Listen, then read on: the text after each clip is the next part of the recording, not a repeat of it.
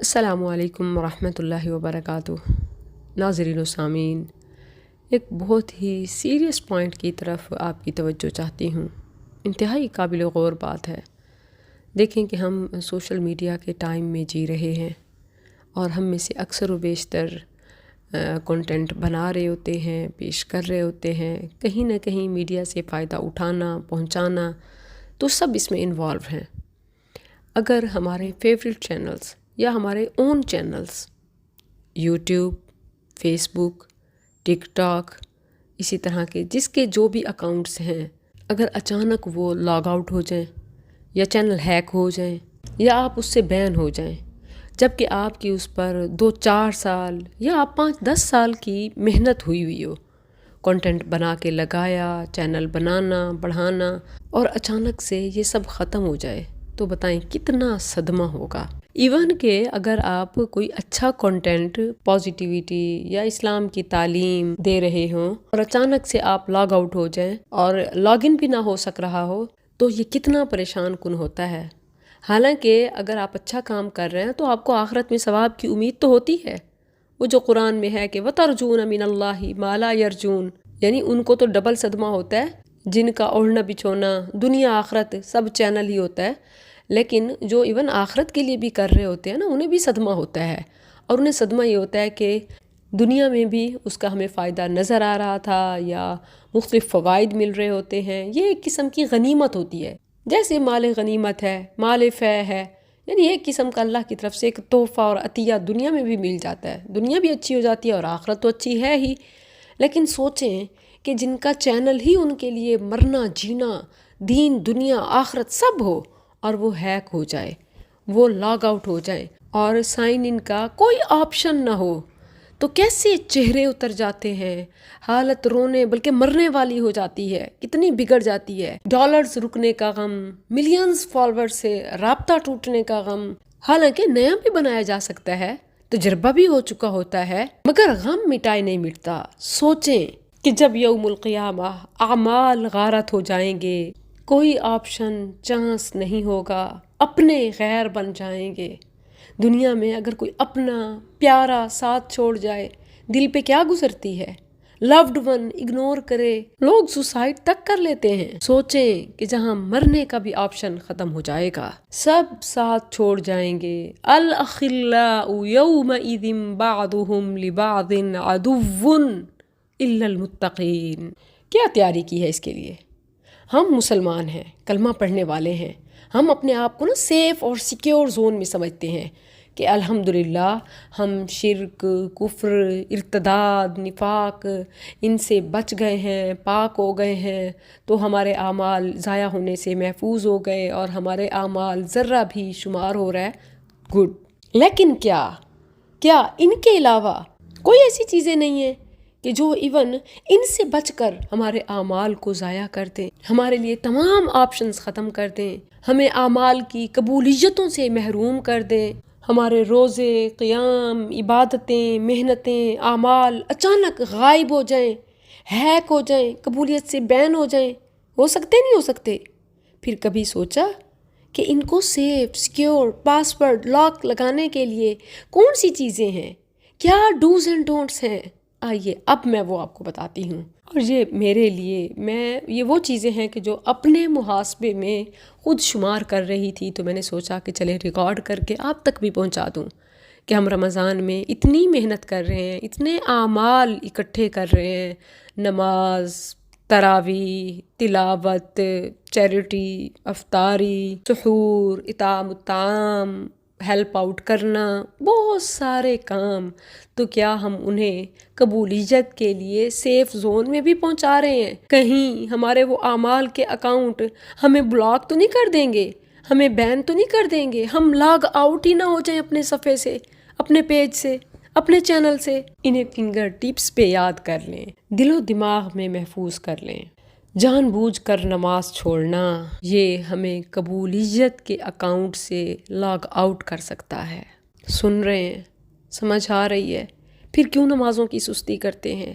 اور کیا سٹرائکس ہیں جو ہماری قبولیت پر پیپ پیپ بجاتی رہتی ہیں؟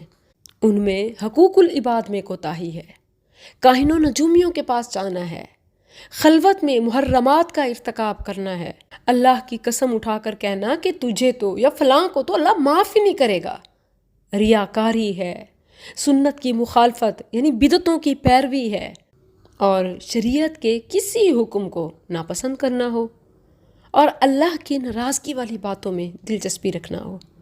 یہ کوئی میں اپنی طرف سے اخذ کر کے آپ کو نہیں بتا رہی، شرعی نصوص موجود ہیں۔ سورہ محمد ذَلِكَ بِأَنَّهُمْ كَرِهُوا مَا أَنزَلَ اللَّهُ فَأَحْبَطَ أَعْمَالَهُمْ، جو ما انزل اللہ میں سے کسی چیز کو ناپسند کرے کہ فلاں شرعی حکم تو مجھے اچھا نہیں لگتا، ٹھیک ہے ہوگا شریعت میں لیکن پرسنلی آئی ڈونٹ لائک، یہ اعمال کو برباد کر سکتا ہے، قبولیت کے صفحے سے لاگ آؤٹ کر سکتا ہے۔ ریاکاری کے حوالے سے رسول اللہ صلی اللہ علیہ وسلم نے فرمایا، ان اللہ لا يقبل من العمل الا ما كان له خالصا وابتغي به وجهه، اللہ کوئی عمل قبول نہیں کرتا سوائے اس کے جو خالص ہو، یعنی only for the sake of Allah, اور اس کے ساتھ اللہ کی رضا کو طلب کیا گیا ہو۔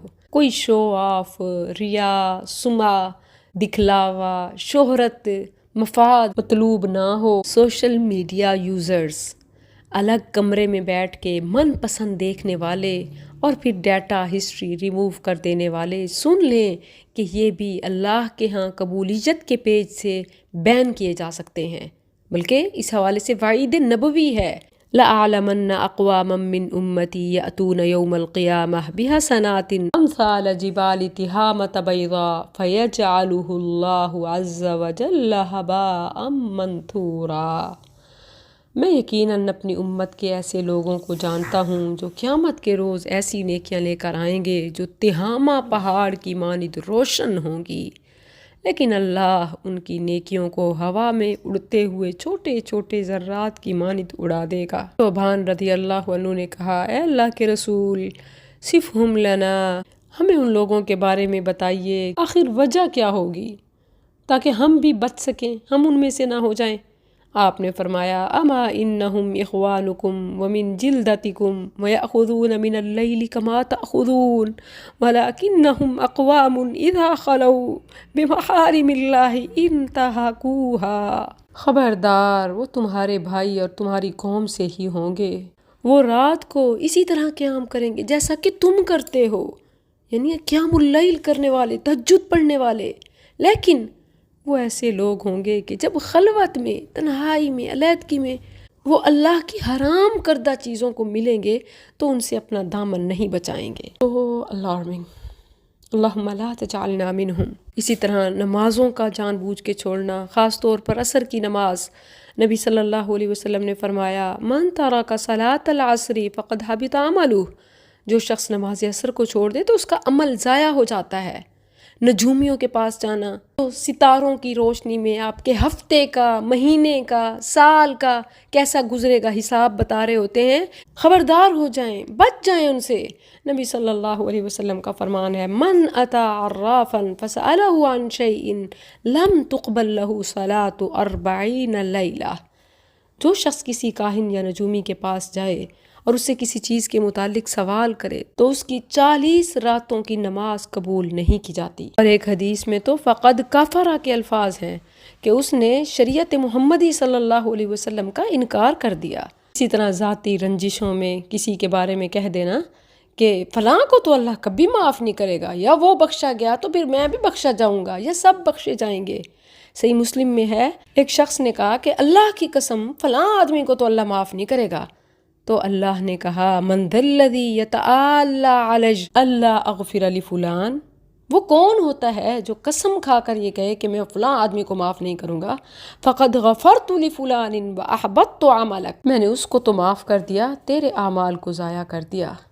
میں اللہ سے دعا کرتی ہوں کہ وہ ہمیں ایسے تمام امور سے بچنے کی توفیق دے جو اعمال صالحہ کے ضیاع اور ان کی بربادی کا سبب بنے، ہمیں ہمارے قبولیت کے چینل سے، پیج سے لاگ آؤٹ کر دیں، بین کر دیں۔